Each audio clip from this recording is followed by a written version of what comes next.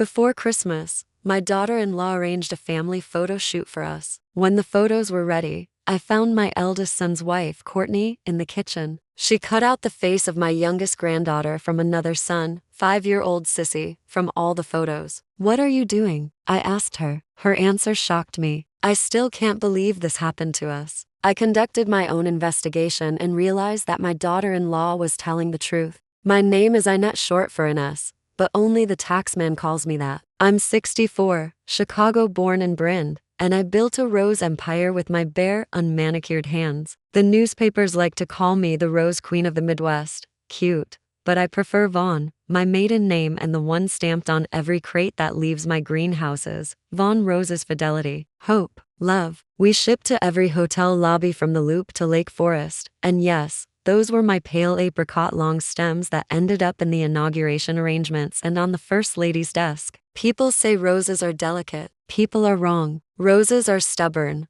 thorny, and hungry for light. It's people who bruise. The estate sits 20 minutes from downtown, a stone folly perched on a rise like a castle that got ideas about itself. I wanted a place where my family could be close, but not on my nerves. So I built wings, literally. The left wing for my eldest, Ethan, and his wife, Courtney. The right wing for my youngest, Dylan, and his wife. The main house is mine, arches, carved oak, and windows wide as promises. When the gates swing open and the limestone glows, the place looks like old money married new ambition, and they never signed a prenup. Ethan and Courtney gave me 2 granddaughters, Junie and Pearl, chaos and patent leather and glitter glue. Dylan and his wife, Mara, lived with a quiet ache for years. Doctors, calendars, hopeful little syringes lined up like soldiers in a losing war. Then that final appointment, grim voices, clipped syllables, "Not her." The doctor said gently, "Him." Dylan went silent. "He has his father's jaw. It sets like a lock when he's hurt. If God wants us to be parents," he told Mara, "he'll give us a child." I'm not a lab rat.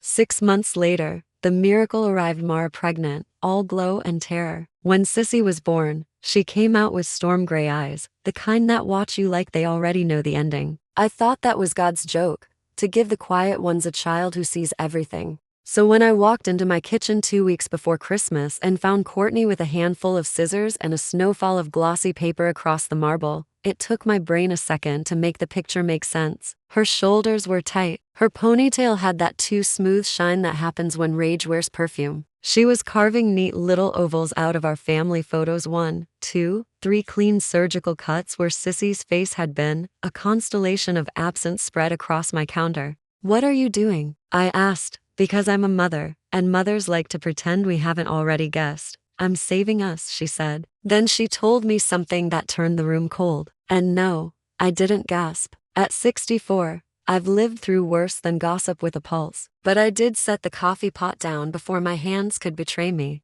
Here's what I will tell you. In families, truth is never a single thread. It's a braid that tightens when you pull. And Courtney's truth, the one she swore was not spite but science, not malice but math, had barbs. She said the miracle had a shadow. She said it out loud like a confession she both hated and needed. She said she had proof. Then she slid a folded envelope toward me, and because life loves timing, that's when my husband Richard breezed in, smelling like television lights and campaign cologne. Richard is running for Congress, which is to say he's running for himself with my roses as scenery. He kissed my cheek without seeing my face. Politicians practice affection like scales, and grabbed a bottle of water from the fridge. "Press in 20, he said. "Be brilliant." He never asks. He announces. "Why are there snow holes in our Christmas photos?" "Modern art," I said. He laughed, kissed the air again, and left, a gust of ambition in a navy suit. I looked back at Courtney. Her mouth was set. Her eyes were wet but not weak. I've never liked her more than in that second, because at least she wasn't pretending the house wasn't shaking. "Before you start," she said, "I'm not the villain you think I am. And I didn't start this." Then she told me the rest. Let me pause here and say something to the women listening who've been told to be quiet, sweet, small. You can't keep a house like mine and a business like mine by shrinking. You keep them by pruning. You cut what's diseased. You cut what steals the light. You cut even the pretty things if they're choking the roots. And you don't apologize for saving the plant. The envelope contained numbers, dates, doctors' names, a lab slip that didn't match a story I'd been told, and a photograph older than Sissy but sharp enough to slice. There was a text printout, one voice pleading, one refusing. And there, in black ink like a bruise, was what Courtney called the hinge. If she was right, and even now, my hands ached to deny her, then Sissy wasn't just my youngest granddaughter. She was a secret with a stamp on it. I did what I do when men make messes and women start bleeding: honesty. I brewed tea, strong enough to strip paint. We stood at my stove and stared at the steam like it was prophecy. "Tell me everything," I said, and she did, in a tight staccato that had been muffled under politeness for 5 years. High school, old feelings, a refusal to see doctors, a sainted stubbornness sold as faith, a miracle that looked, in the harsh light of winter, like a choice, and an agreement, made in panic and tenderness, to tell no one because our family's name was a headline waiting to happen. Who would benefit from scandal? The press, my husband's enemies, certainly not the children. "Why tell me now?" I asked. "Because I came home early," she said, "and because I heard something I can't unhear. I am many things: grower, buyer, packer, negotiator, but I am also an excellent listener." Courtney didn't cry. She burned. I watched the realization that had detonated in her chest sputter into action. "I'm not asking you to fix it," she said. "I'm telling you I won't let this rot sit in my pantry like flour we pretend isn't infested. If I have to pull this house down to the studs to clear it, I will." "You'll slice the child out of pictures before you talk to me?" Her eyes flashed. I can't look at Sissy and not see. She stopped herself like she'd walked to the edge of a roof and remembered gravity. "I love her," she said, and her voice softened to the truth she hated. "God help me, I love her. And I hate what loving her means." I took the scissors from her hand. "Then we don't cut her out," I said. "We cut around the lies." My investigation took exactly 48 hours and a lifetime's practice. You don't build an empire without learning the back doors people don't know they're standing in. Teenagers think they invented secrets. Mothers invented locks. I called in favors from a clinic that owed me for a greenhouse gala. I looked at dates,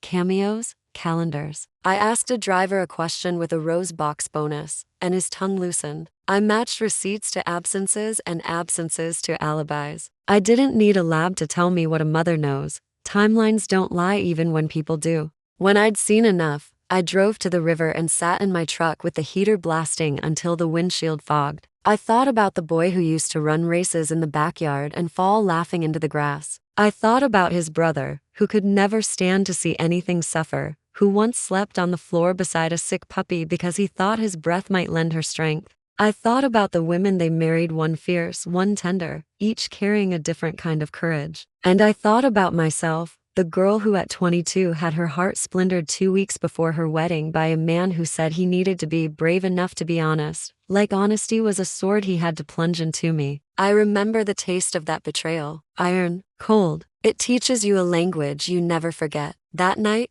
I set a family meeting. Nobody arfed. They showed up because they know when I use my nursery voice, I'm not asking. We sat in the great room beneath the antler chandelier. Richard insisted we needed to appeal to Midwestern sensibilities, as if the Midwest were a tax deduction. Ethan and Courtney on the left, Dylan and Mara on the right, the girls on the rug with crayons and the hushed excitement of children at a grown-up play. Richard hovered, phone face down for once, which means a donor was calling he needed to ignore. "I'm going to say some things," I told them, "and you will not interrupt. When I finish, you will take turns. Not just because I'm your mother, but because I own the roof over your pretty heads." We didn't make it past my second sentence before everyone interrupted. Ethan's anger arrived like a thrown glass shattering. Dylan's bite was quieter, worse. Richard's voice strung words into threats about headlines and donors and how he would, quote, "make certain any disloyalty is felt in the will." I didn't even blink. "Sweetheart," I said without looking at him, "if this family is a business to you, I'll show you a merger you won't enjoy." Mara's face broke my heart. Good women take on guilt that isn't theirs because they've been trained to mop spills with their aprons. She apologized for not seeing, for wanting, for everything a body apologizes for when it has been told to be grateful for crumbs. Courtney didn't apologize. She told the story straight, flinching only when Junie asked quietly, "Mom, are we still doing gingerbread?" By the time I finished laying out the pieces, dates, receipts, the map of a miracle that had edges, everyone's cheeks were bright with the heat of their own certainty. Lines drew themselves. The sons squared off like boxing was hereditary. The daughters-in-law sharpened looks into blades. The girls' drawing turned into a storm. Richard called me reckless. I called him temporary. When voices climb that high, truth goes deaf. I tried to land the plane. Listen, I said, the way I do when a delivery driver is about to put 1,000 stems in the sun. We can meet this with grace. We can name the wrong without burning the field. We can protect the children and hold the adults accountable. Protect? Richard snapped. I'm protecting votes. Anyone who jeopardizes this campaign will wish they hadn't. There it was. The thing that had slithered under every conversation for months. He was no longer our man. He was a billboard. Then you'll run without my money, I said, and the room went very still. Because from this moment on, not a single petal pays for a single yard sign. He stared like he didn't understand the math of a woman who'd been silent while he talked himself into a crown. Inet, that's Madame Vaughan when you're asking for checks, I said, and the girls giggled. The sound of small salvation. The house curdled after that. Silences turned rancid. Schedules slipped and collided on purpose so nobody had to share coffee. The girls began fighting over nothing because children can taste weather. Richard began sleeping at the downtown apartment he calls a campaign headquarters. Dylan disappeared into work, which smelled like despair. Ethan walked the halls like a fuse. Mara baked at midnight. Courtney started doing laps around the property in a coat too thin for December, thawing her fury against the cold. I lasted 5 days. On the 6th, I packed a suitcase, 5 silk scarves, and the ledger that built my life. I fed the sourdough starter, watered the orangery, and told my housekeeper to take a week off with pay and without guilt because guilt is a salary extender for rich men. Then I checked into the Drake, ordered a club sandwich and a glass of Cabernet, and slept for 10 hours in a bed that didn't know our names. From the hotel, I called Courtney. Come to dinner, I said. I won't bite unless you order the Lascar mi brilli. She arrived wary and beautiful, like a deer that learned to love highways. We sat in velvet chairs while the Christmas tree glittered like a patient lie. I told her about the man before Richard, the one who taught me the cost of being chosen last. I told her how I learned to rebuild with my name instead of somebody else's. And then I said the thing she didn't expect to hear. If you want to leave my son, leave him, I said. I won't judge you. I won't starve you. But don't you dare turn your back on the family that fed you and the children you didn't birth but loved. Walk out of the marriage if you must. Don't walk out of us. She stared at me like I'd handed her a passport to a country with her face on its money. Why are you being kind to me? Kind? I laughed. Honey, this is strategy. The only way we come out of this with our souls and our business intact is if we women stop letting the men write the script. You can't change what happened, but you can decide what kind of woman you're going to be in the aftermath. Then I made her the offer I'd been sharpening in my mind while the elevator rose. Come run Vaughan Roses with me, not as an assistant, as a partner, as my heir apparent. I'll put your name on the door next to mine. You have taste and a spine. I can teach you the rest. And if you accept, I'll buy you a house, quiet street, good schools for you and the girls, a place to build something clean. Courtney pressed her fingers to her mouth like she could hold in joy by force. Inet, why me? Because you're not afraid to cut out rot, I said, and I slid a set of keys across the table, the tidy salt box and Wilmette I'd closed on that afternoon, because when I decide, I move. Go look at it tomorrow. Paint it whatever shame-free color you want. That night, while the snow started soft over Michigan Avenue, I made one more decision that changed everything. I signed the paperwork on an abandoned field 3 miles west of our main greenhouses. The neighbors had called it a folly. I called it a blank page. I would raise 3 new glass houses there, hot and bright in February, a cathedral for my next varieties. They would be my answer to scandal and the men who think women's power is public relations. I would name the cultivars myself, Fidelity, Hope, Love. Their colors were already blooming in my head: moonlit cream with a vein of gold, a silvery lavender that held light like a secret, a red so deep it made other reds look like gossip. When I got back to my room, my phone was vibrating off the nightstand. Richard had decided to remember he loved me when money left the room. Ethan and Dylan's names stacked like a warning. I let them all go to voicemail. I opened my laptop and wrote a list titled After: Policies for Paying the Women Who Keep My Business Alive, a scholarship for horticulture students with nothing but grit, a fund for the gardener's kids who wanted braces and books, and a door that locked. Just before midnight, the fire alarm of fate shrieked. A tabloid notification popped up: Dylan leaving a downtown restaurant with a woman who was not his wife, older than him by a few years, pretty, in the way of confidence, not contouring. The headline used the usual verbs: spotted, cozy, seen, but the photos told the real story: a man taking a breath like he hadn't in months. I didn't pay anyone to bury it. Let the men swim in the water they roiled. I was done laundering reputations. I closed the laptop and stared at the city lights until they turned to lace. Tomorrow, I'd break the news to my staff, finalize the Wilmette deed with Courtney, and meet the contractor at the new field. Tomorrow,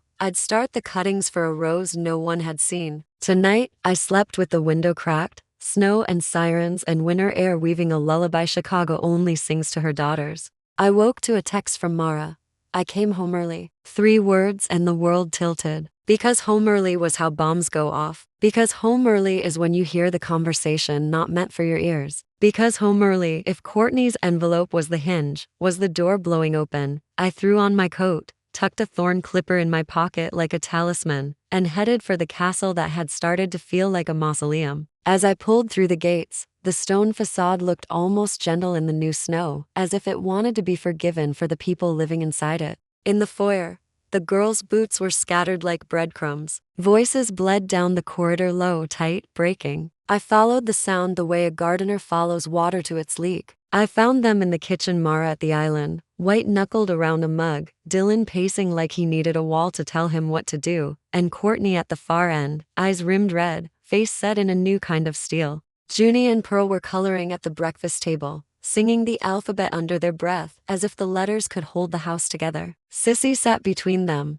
drawing a rose with too many thorns. Sit, Mara told me without looking up. Her voice was the kind that makes preachers say amen. Tell her, she said to Dylan. Tell your mother what you told me. He looked at me then, my baby in a man's fear. I didn't move. You learn, when storms come, to be the tallest tree. It's the only way to keep everyone else from snapping. Mom, he said, and his voice broke like a cup. Start at the root, I said, and I reached up and turned off the Christmas music. The last thing I heard before the silence settled was Sissy's whisper, soft as a petal falling. Grandma, why didn't Courtney cut me out of the pictures? I didn't answer Sissy right away. You don't bandage with words you haven't sterilized. I set my palm on the crown of her head, felt the little warm hum of her, then looked at my sons. Start at the root, I repeated. Mara's knuckles stayed white around the mug. Dylan braced his hands on the counter. Courtney folded her arms like she needed somewhere to store the tremor running through her.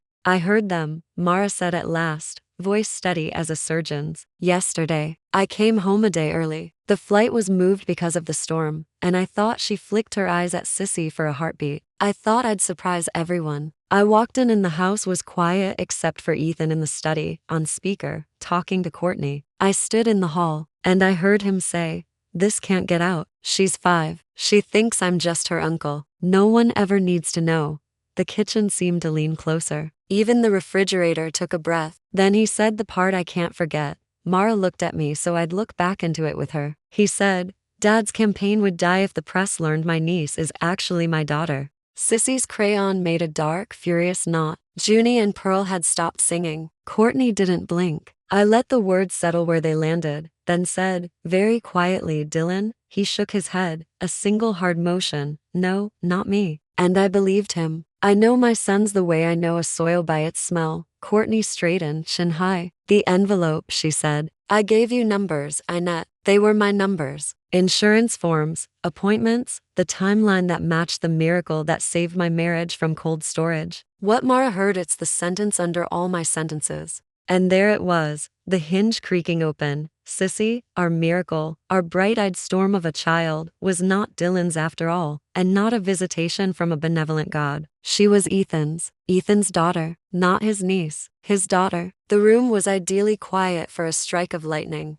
Dylan's jaw locked. Courtney's pupils widened the way a diver's do when they see how deep the water really is. Mara closed her eyes, one long blink that refused tears but permitted fury. I thought of the photos on my counter. Faces popped out like pearls from a strand. I thought of Courtney's hands shaking around the scissors, rage and grief sharing a costume. Where is Ethan? I asked. In his office, Dylan said, pretending to have a conference call. Good, I said. He can stay there and pretend. We'll practice reality in here. Richard chose that glorious second to walk in. Of course, men like him have radar for scenes they can dominate. He looked once at our faces and went into campaign voice, bright and tinny. What's wrong now? Ethan fathered Sissy, I told him. Not his niece, his daughter. He laughed.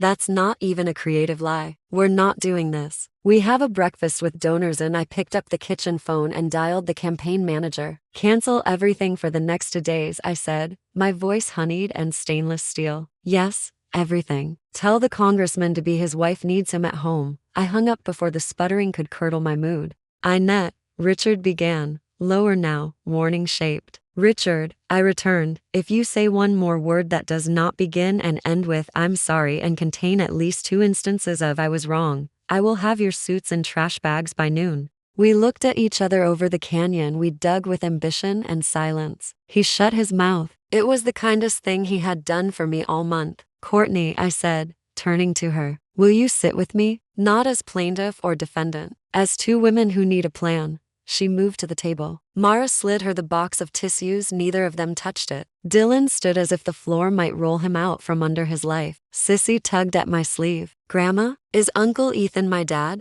There are questions that ask for a story and questions that ask for a shield. I pulled her near and spoke without tremor. You have a mother who loves you beyond the moon and a family that will never let you fall, I said. The rest is grown-up confusion. You don't have to hold it. I sent the children upstairs with our housekeeper who deserves sainthood and hazard pay, and then I did the only thing that ever works with a tangled mess. I began to sort strands, not to excuse, to see. Okay, I said, palms flat on the table. We are going to name things. Then we are going to decide what kind of women we are. Then we will determine what the men are permitted to do in our house. Courtney told her part in clean strokes. High school, she and Dylan had tides for each other that never quite receded. The way a first language never leaves your mouth even when you learn another. College, she met Ethan, who dazzled and steadied her. Marriage, love plus obligation equals a structure that can hold weather. Years later, a party, an old song, a walk out into the dark where they said out loud what they never should have, then stunned themselves by not crossing the line. We never slept together,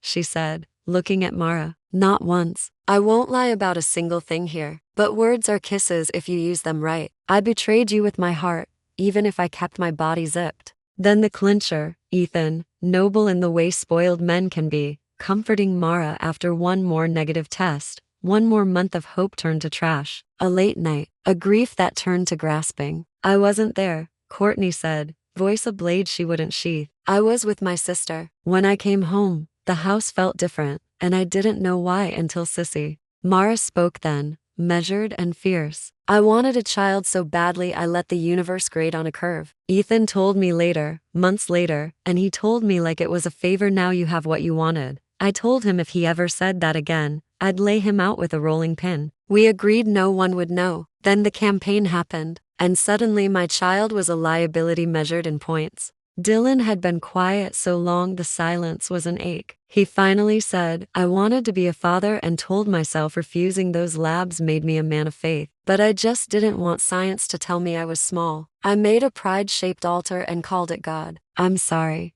He looked at Sissy's empty chair. I'm so sorry. There are apologies that are duct tape and apologies that are nails. His was a nail heavy, a promise to hold weight. Richard released a long breath. If this gets out, I can kiss Iowa donors goodbye, then pucker up, I said. Because I'm not buying hush for a man who has forgotten what kind of house he lives in. He rolled his eyes, a teenager in a $1,000 tie. You think I want this? I am trying to give us a legacy. I already built one, I said, standing. You can borrow it if you learn your manners. The next 2 hours were triage and blueprint. We called Ethan into the kitchen. He tried denial. He tried rage. He tried the old standbys. You're ruining my life. You don't understand. This is complicated. I slid the envelope across the island. Then I slid my gaze across him like a ledger line. He shut up. I told him, because I am not vengeful when children's lives are involved. that we would manage this without a tabloid carnival. We would make decisions that protected Sissy's heart and the girls' sense of safety. We would move Courtney and the girls to the Wilmette house by New Year's. Ethan could come or not. That choice was his. But he would not pound his chest and call it leadership while the women cleaned the ashes.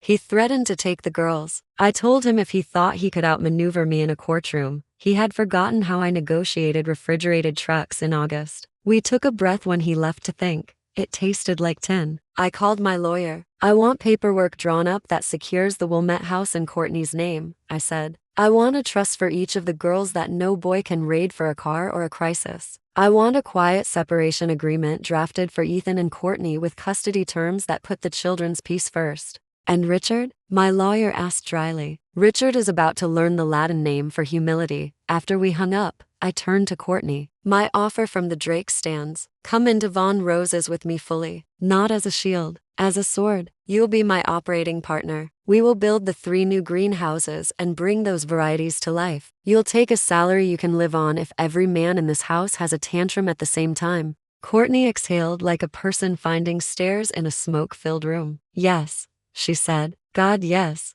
Good, I said. We're taking back the narrative, and we're doing it with flowers. We spent the afternoon at the main greenhouse because even war needs sunlight. The crews looked up, relieved to see me. The air smelled like damp earth and pepper and new. I led Courtney down the aisles like a preacher with a skeptic. I showed her rootstock and graft unions, how to spot a bud ready to wake, how to pinch with kindness. I pulled out the notebook with my sketches and pigment swatches for the new varieties, the names already inked at the top like a vow: Fidelity, Hope, Love. Fidelity will be a pale cream with a vein of gold, I said, handing her a pencil. Not pure is for porcelain saints and men on podiums. True, with character. Hope? She asked, holding the page like it might flutter away. Silvery lavender, I said, seeing it bloom against gray February skies. It catches light like a secret and makes you lean in to hear more. And love? Her voice softened around the last word as if it were a creature we could spook. A red that doesn't shout, I said,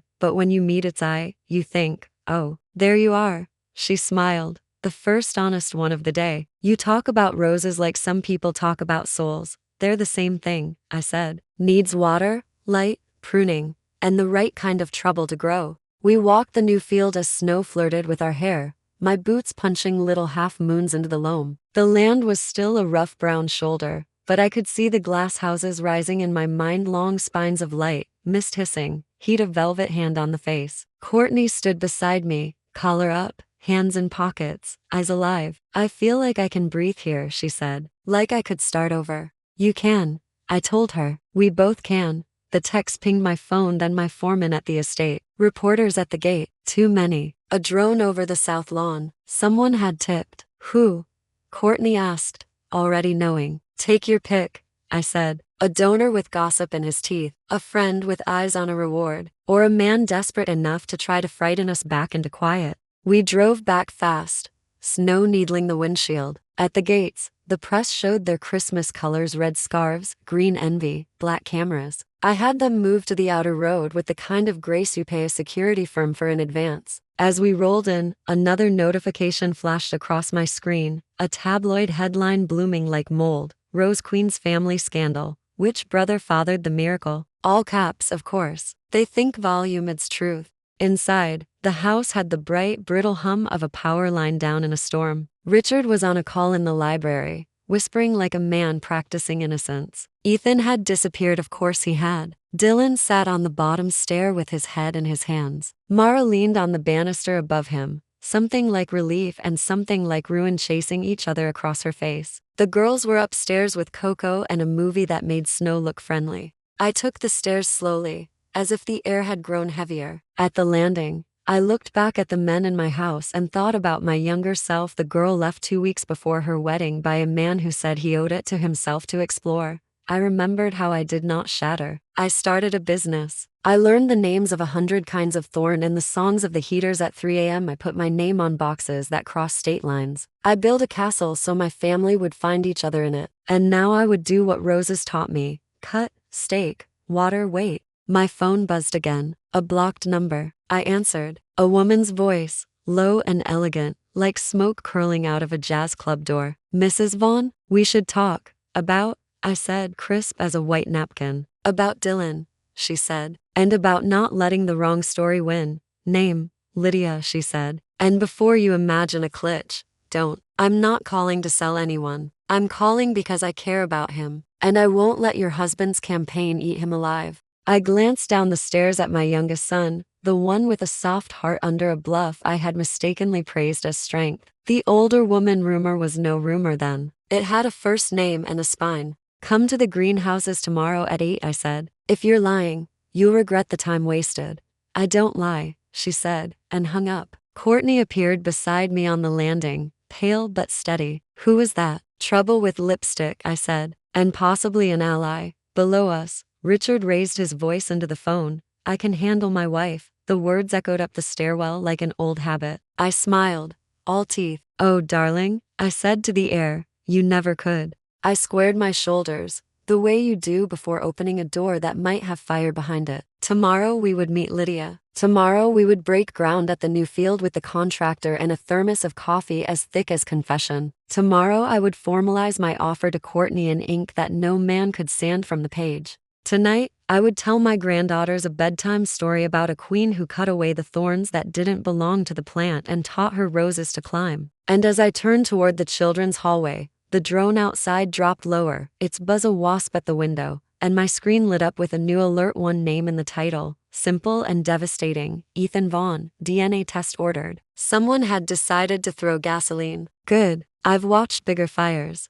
The morning the DNA story broke, the city woke with a hangover of gossip. My phone rang like a slot machine, every contact lighting up. Friends, competitors, news anchors who once begged for bouquets. I didn't answer any of them. When the world starts throwing matches, the only sensible thing to do is step into the greenhouse and water your plants. At 7:45 a.m., I was already in my boots, steam rising from the damp aisles. I'd always loved mornings in the nursery, how light filters through glass like forgiveness. But that day, it felt like standing in the ribs of a sleeping dragon. The heaters hissed, fans whispered, and my roses looked like 1,000 little witnesses holding their breath. At 8:03, she arrived. Lydia. She wasn't what I expected. I thought older woman would mean heavy perfume and jewels trying too hard to forget gravity. Instead, Lydia wore dark jeans, a wool coat, and eyes that had read to many men correctly. Her gray hair was a halo of rebellion, soft and fierce all at once.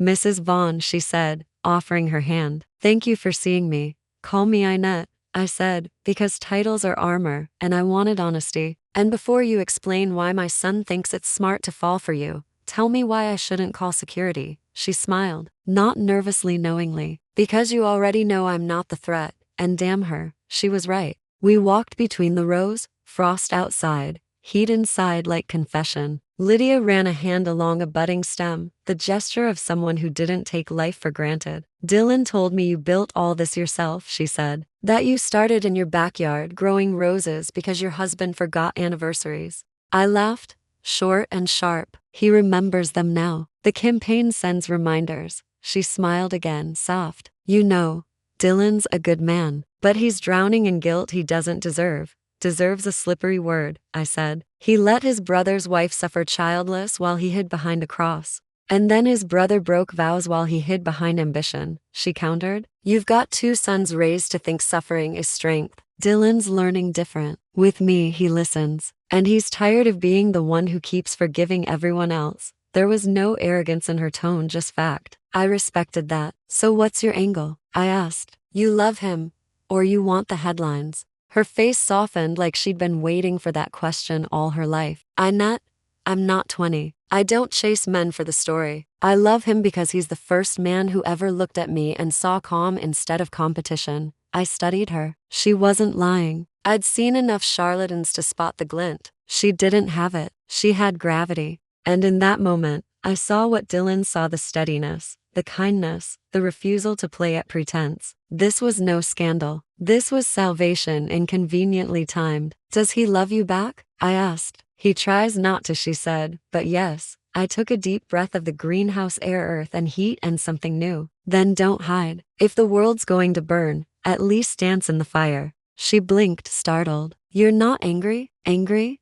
I smiled. Honey, Anger's a waste of oxygen. I'm too busy building legacies. I handed her a small cutting of rose not yet named. Its stem was pale green, its buds streaked with both red and white. Plant this, I told her, wherever you to end up. It'll root strong if you treat it with honesty. Lydia took it like a promise. What's it called? I looked at the unopened bloom and thought of all the women who refused to wilt. Resilience, I said. It'll be my next line, after fidelity, hope, and love. By noon, the house was chaos. Reporters had camped at the gate, shouting questions about the congressman's unholy family. Richard barked orders into phones like a man who'd forgotten his own voice used to matter to me. Ethan refused to leave his room. Courtney had the girls packed for Wilmette, her jaw tight, her eyes calm, the calm of someone who'd already chosen survival. Mara was sitting on the grand staircase, unmoving, hands folded in her lap like a widow at her own wedding. I walked in, coat open, unbothered. Richard spotted me. You met the press yet? They're calling for statements. We need to control the narrative before the truth? I asked. That ship sailed, dear.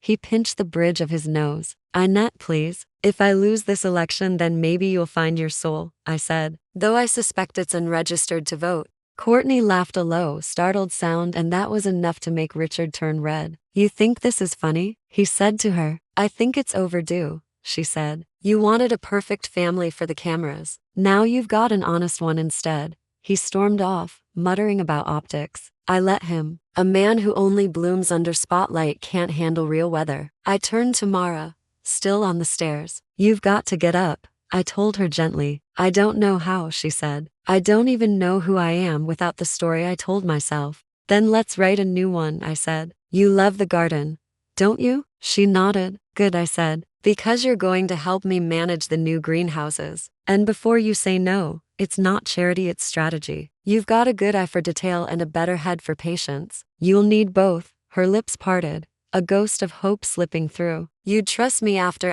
all this? Mara, I said, sitting beside her. If women stopped trusting other women every time a man failed us, humanity would have ended before sliced bread. She laughed, small but real. And just like that, 2 broken daughters-in-law became my generals. The next day, we met at the new field, Courtney, Mara, and I. Snow shimmered on the edges of the half-built frames, sunlight catching on the steel ribs of the future greenhouses. It was a cold that bit but didn't break. Here, I said, handing each woman a spade. We're not here to mourn. We're here to plant beginnings. Courtney plunged hers into the soil. You think this will make the noise stop? No, I said, but it'll make it mean something. Mara knelt and brushed a patch of dirt away from a sprouting shoot I'd put there last week. You planted early, she said. I nodded. A rose grows best when it's dared to live in winter. Reminds it what spring feels like. They smiled, and for a brief moment, the world looked right again. That night, we had dinner in my hotel suite, wine, laughter, the kind that comes from exhaustion turning into relief. I looked at those 2 women, each betrayed, each still standing,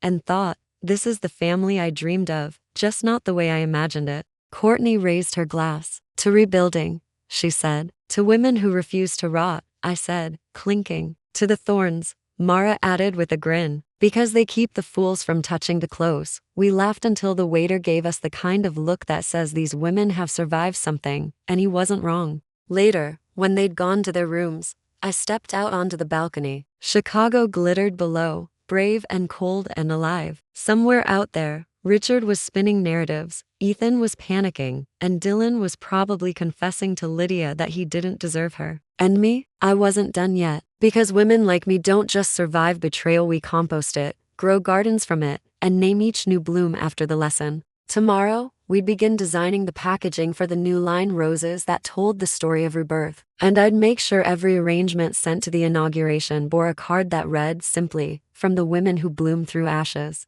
I didn't know it yet, but those words would make headlines far beyond the scandal. And they'd draw the attention of someone unexpected, an old face from before Richard, before the empire, before everything went polished and political. But that's another turn of the story. The past was coming for me, and I was ready to meet it in heels. The week after the scandal broke, Chicago felt smaller, like the city itself was whispering about me. Headlines faded into gossip, gossip hardened into legend, and the legend became a kind of crown I never asked for but wore anyway. Inet Vaughan, the Rose Queen who outbloomed scandal. That was one of the kinder ones. The worst? Her family's roots are rotten. Cute. They thought they were clever. But I didn't build my empire to be loved. I built it to last. And nothing that lasts does so without a bit of rot. It's the decay that feeds the soil. By then, the new greenhouses were rising from the frost, metal bones glinting in the cold, glass panels being hoisted into place like stained glass windows in a church only women would pray in. Courtney managed the logistics contracts, deliveries, the men who thought she didn't know what a torque wrench was. Mara handled the planning schedules and soil pH with the precision of a chemist. I handled the fire, permits, investors, and the careful demolition of my husband's image. Richard had been silent for days. His campaign had temporarily suspended activities. Translation: his donors had fled. He was staying downtown now, and the papers said rumors of marital tension. I called that peace and quiet. Then one evening, as I was locking up the greenhouse, I heard footsteps on gravel. I turned, and there he was, a ghost with a good haircut. "Cliff," I said, half laughing. "I thought you were dead." He grinned, that same crooked grin that once made me forget curfews and logic. I was, figuratively. Divorce will do that. Cliff Reynolds, the one who'd left me 2 weeks before my wedding all those decades ago, back when I still thought men who quoted poetry had souls. He'd gone to California, chased art, and apparently had the decency to age well. "You're trespassing," I said, though my heart didn't believe it. "Then arrest me," he said, spreading his arms. "You still talk like a general." "I'm a florist," I said. "We don't do wars, we do weddings and funerals. Same thing, different dress code." I laughed before I could stop myself. He still had the timing. But laughter with Cliff was like lighting a match near old curtains. You knew how quickly it could burn. "What are you doing here?" I asked, crossing my arms, pretending I wasn't curious. "I read about you," he said simply. "About the roses, the empire, the drama." "Ah yes, my family's greatest hits album." He smiled, softer now. "I thought maybe you could use a friend. Or at least someone who remembers you before the world did." That one landed. I hated that it landed. We walked the length of the unfinished greenhouse. He asked questions the way people do when they're remembering your rhythm, when they're measuring who you've become against who you were. "I see the same fire," he said at last. "Just less fear." "Fear's expensive," I said. "I stopped buying it." He nodded, then looked around. "You know, I've been working with a botanical design team in law. We're doing installations, immersive floral architecture, living cathedrals, if you can believe it. You ever think of branching out beyond roses?" I raised an eyebrow. "Are you offering me a collaboration or a midlife crisis?" "Maybe both." I should have ended it there, but I didn't. Instead, I said, "Come by tomorrow. Show me what you've got." And just like that, the past Ray entered my life wearing good boots and an apology. The next day, Courtney noticed immediately. "You're glowing," she said over coffee. "That's called moisture and good lighting," I said. She smirked. "It's called a man." "I don't glow for men," I said, though I caught my reflection in the glass and almost didn't believe it. Mara joined us, hands still dirty from planting. "If she's glowing, let her. After everything, she deserves it." "Deserves?" I said. "No one deserves men, darling. They're not gifts, they're electives." Courtney laughed so hard she spilled coffee on her blueprints. By noon, Cliff was back with drawings rolled under his arm and that grin that had once promised mischief and mayhem in equal measure. He laid out his plans: a floral installation in Millennium Park for the spring gala, a temporary glass tunnel covered entirely in climbing roses and light, designed to represent rebirth through resilience. The event organizers wanted authenticity, and who better than Chicago's scandal-proof Rose Queen to sponsor it? I stared at the sketches, breath caught somewhere between admiration and irritation. "It's beautiful," I admitted. "It's also too big, too ambitious, and too cool to pull off by April." He smiled. "Then it's perfect for you." And damn him, he was right. I said yes. For weeks, I lived in a rhythm I hadn't felt in years, busy, inspired, alive. Cliff worked beside me every day, sleeves rolled, hair tousled, hands that knew how to handle both steel and soil. Courtney teased me mercilessly. Mara smirked quietly. "Careful," Mara said one afternoon. "You might start believing in love again." "Love's fine," I said. "It's the paperwork afterward that kills you." But inside, I knew something was shifting, and I wasn't the only one. Dylan had moved out of the estate, into a small loft near the greenhouse. Lydia visited often, sometimes bringing sandwiches, sometimes silence. She was kind, steady, exactly what my son needed. I liked her more each time. Courtney was thriving too. Her work at the company was impeccable. The girls were settling into their new school in Wilmette. The tabloids, bored by our calm, began to chase fresher scandals. Only Richard remained furious in exile, calling every few days to remind me that the estate was technically ours.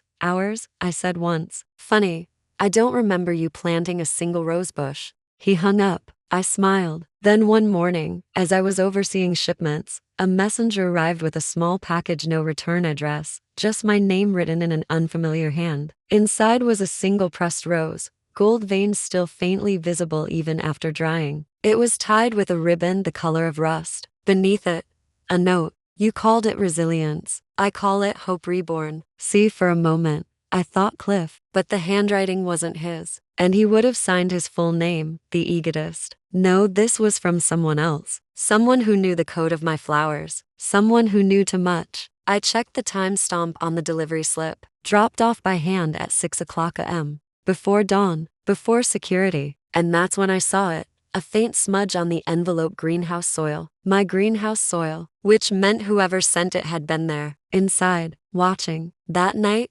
I couldn't sleep. I sat by the window. City lights blinking below, the pressed rose on my nightstand like a riddle. Whoever sent it wasn't threatening me, not yet. But it was a message, a reminder that power attracts ghosts, even the ones you thought you buried. At a.m., I picked up my phone and texted Cliff. Inet, you didn't leave that flower, did you? Liv. What flower? Inet. Forget it. But I didn't forget. And by dawn, I had a plan. I was going to find out who was playing games in my garden. Because no one touches my roses without bleeding a little. I've learned that when life starts smelling too sweet, something's rotting under the petals. The morning after the mysterious rose arrived, I woke up with that familiar prickle at the back of my neck, the one that saved me more times than love ever did. Chicago was still half asleep when I drove to the greenhouses. The streets glistened with frozen rain, the kind of slick gray that makes everything look like a reflection. When I reached the field, the gate was unlatched. Not wide open, just enough to say someone's been here who shouldn't. I parked, got out, and listened. The only sounds were the hum of the generators and the faint creak of glass cooling from the night chill. Then crunch, gravel, footsteps. I turned sharply. Who's there? The shape stepped out from behind the water tanks, hands raised. Don't shoot, Inet. It's me, Dylan. He looked awful, unshaven, tired, the kind of tired that goes all the way down to the bone. Why are you creeping around my property before sunrise? I asked. I didn't want to scare anyone. I just needed to think. Think? I looked at him closely. You mean spy? His eyes flicked away. No, I couldn't sleep. I come here sometimes. Lydia says it's calming. I folded my arms. Calming would be a cup of tea, not trespassing. He sighed. You used to walk greenhouses at night too. Touch. Still, something about him felt off. Not dangerous, just unsettled. You look like you're hiding from yourself, I said. What happened? He hesitated. Then quietly, Lydia's been getting messages. Anonymous. Photos of me at the field. One said, tell him to stop pretending he's the honest brother. I went still. Show me. He pulled out his phone. The photo was grainy but unmistakable. Dylan standing near the roses, unaware of the camera. The message below it in block letters. Every garden has a serpent. My blood went cold. Where did she get this? Her office, he said. It was slipped under the door. So someone was following us, watching both me and my son. I took a slow breath. Did you tell Richard? He barked a laugh. Oh, sure. Hey, Dad, between campaign meltdowns and midlife crises, do you have time to hire security? I almost smiled. Almost. No, I said. You tell me. We'll handle it. At 9 o'clock a.m., I called a meeting, not a family one, a war council. Courtney, Mara, and Lydia came to the greenhouse office. Cliff arrived uninvited, holding coffee and curiosity. What's going on? Courtney asked. We've got a voyeur, I said flatly. Someone's been in the field and sending threats. Lydia frowned. You think it's press? Maybe, but tabloids don't quote scripture about serpents. This feels personal. Mara shivered. Someone inside the family? That landed like a blade. I looked around at all of them, these women who had become my battle sisters. Every single one had been burned by betrayal, and yet there they were, showing up again. Stronger, smarter, tired but unbroken. We're not going to cower, I said. We're going to find out who's behind this. Quietly.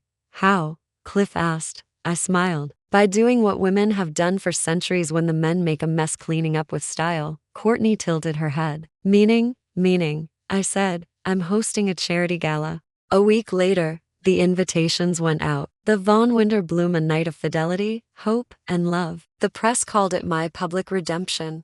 Let them. What I really wanted was everyone who'd ever pretended loyalty under one roof, under my lights, under my eyes. The night of the gala, the greenhouses gleamed like glass cathedrals. Strings of lights twined through the rafters. Every table overflowed with roses from our new line, pale golds, silvery lavenders, reds so deep they looked like secrets.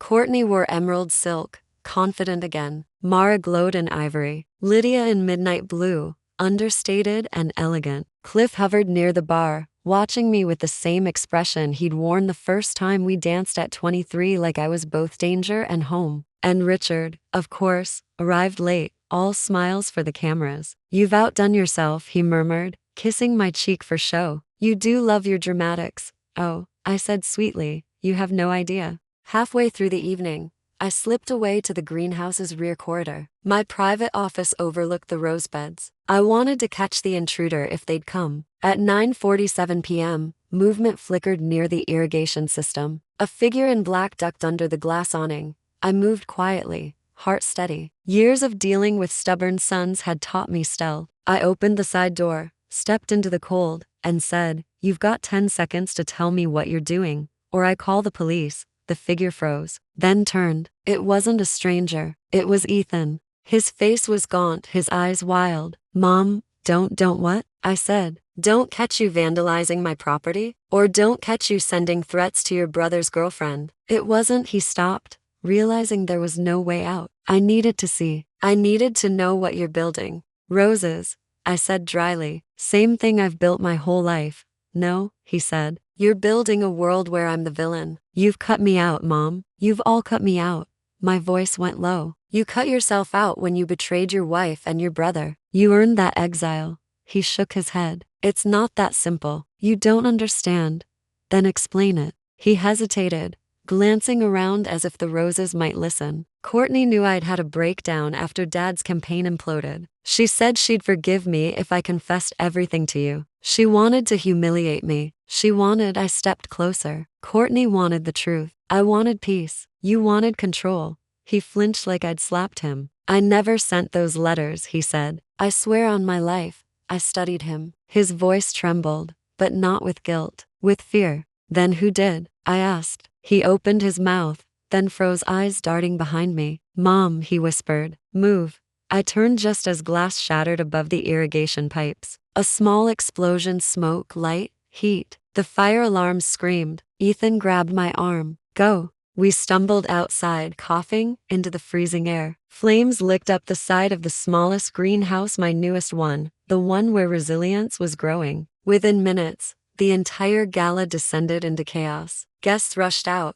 gowns flashing like frightened birds. Lydia corralled the girls to safety. Courtney was shouting orders to staff. Richard was nowhere to be seen naturally. By the time the fire trucks arrived, the structure was gone. The roses, my roses, curled black in their beds. Later, standing in the ashen siren light, I watched the smoke rise against the night sky. The firefighters said it looked like sabotage, an ignition device set near the propane heater. Ethan stood beside me, face streaked with soot and guilt. "I didn't do this," he said again. "I know," I said. "You don't have the imagination." He blinked. "Then who?" I didn't answer, because I already had a suspicion. There was only one person who stood to gain from the ruin of my name now. One person whose ego couldn't bear to see me succeed without him. Richard, my husband. The congressman who'd lost his crown and wanted revenge. And if I was right, he'd learn the hard way what happens when you try to burn a woman who's built her life in fire. The next morning, I called Courtney and Mara to my suite. They came wordless,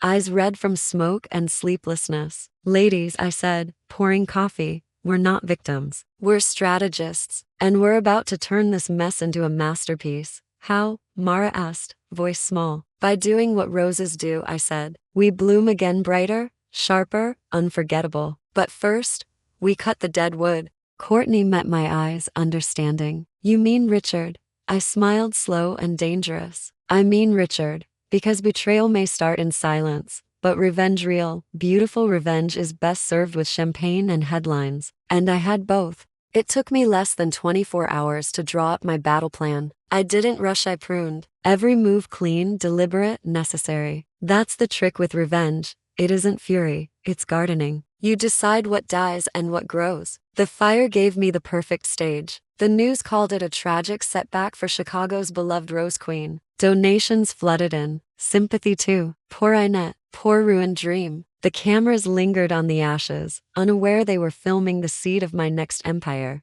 But I wasn't thinking of roses that morning. I was thinking of Richard. He'd called me 3 times while the greenhouse burned, not to ask if I was safe, but to ask if his name had been mentioned. Typical. He had been losing control of his campaign for weeks, and I could smell his panic. Power-starved men always think destruction will feed them. By dawn, I had my proof. My security team recovered camera footage from the north side fence, a campaign vehicle, driven by one of Richard's aides, arriving at midnight, headlights off. The aide was already under investigation for financial discrepancies, and now apparently for arson. He wasn't the mastermind, of course, just the errand boy. Richard had always been too cowardly to light a match himself. At 9 a.m., I drove to his downtown apartment, the one I'd technically paid for. The concierge tried to stop me, but there's something about a 64-year-old woman in a red wool coat with smoke still in her hair that makes men step aside. He opened the door in his robe, coffee in hand, face puffy from whatever whiskey he'd been nursing. Inet,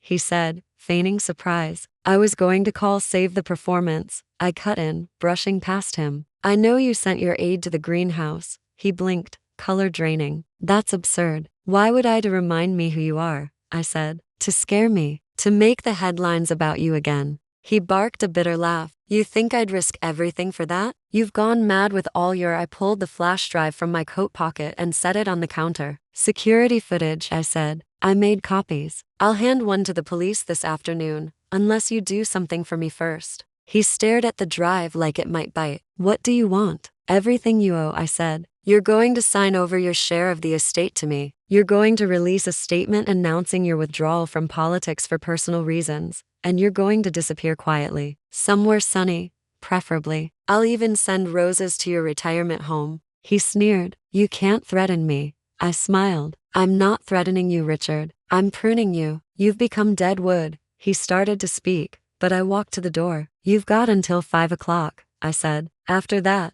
the police get the drive. He called after me, you wouldn't dare. And I didn't even turn around. You've always underestimated what women dare, darling. At 4:59, his lawyer called. Richard had signed everything. By 5:15, the estate, the company, and the remaining campaign funds were mine. By 6, he'd released a tearful statement about focusing on family healing. By 7, I opened a bottle of champagne. Courtney and Mara came to the suite, eyes wide as I handed them copies of the new partnership agreement. Vaughan roses now belonged to all 3 of us equally. Courtney was the first to speak. You actually did it. I told you, I said, raising my glass. We bloom again. Mara laughed a real laugh, bright and free. So what now? Now, I said, we rebuild. Bigger, smarter, and this time, under a name that belongs to women who earned it. 2 months later, the new greenhouse is opened. Bigger, stronger, protected by steel and secrets. We grew resilience again, this time in every shade from blush to crimson. Lydia joined the board as our community liaison, organizing outreach programs that trained women coming out of difficult marriages to work with plants, to start small businesses of their own. Dylan and Lydia were quietly together now, peaceful. I approved. They didn't need the world's blessing, just each other's. Courtney ran marketing. Her designs, minimalist, modern, raw, changed the tone of the entire industry. Mara oversaw operations with the precision of a surgeon. I traveled between the greenhouses and the new downtown showroom, which Cliff had designed, a gallery of living color and light, walls that breathed the scent of redemption. And yes, Cliff stayed. We worked side by side, fought like artists, laughed like sinners, and slowly, carefully, forgave each other for who we'd been. Do you ever regret it? He asked me once, as we stood among the new roses at sunset. What?